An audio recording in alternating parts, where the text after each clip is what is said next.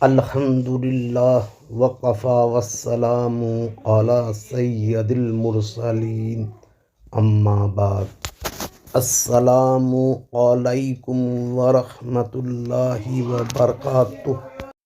قبر گرہا کو کہتے ہیں جس میں مردے کو دفن کیا جاتا ہے۔ حدیث پاک میں جو قبر کو پختہ کرنے سے منع کیا گیا ہے اس سے مراد قبر کے اوپر کی زمین نہیں ہے بلکہ زمین کے اندر کا گرہا ہے جس کو پختہ کرنا منع ہے۔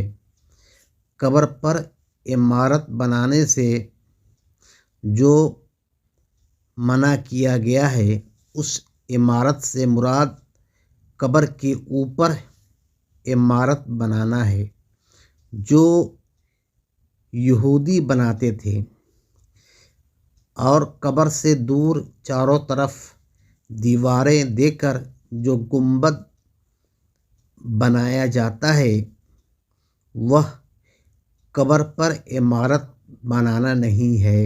وآخر دعوانا الحمدللہ رب العالمین۔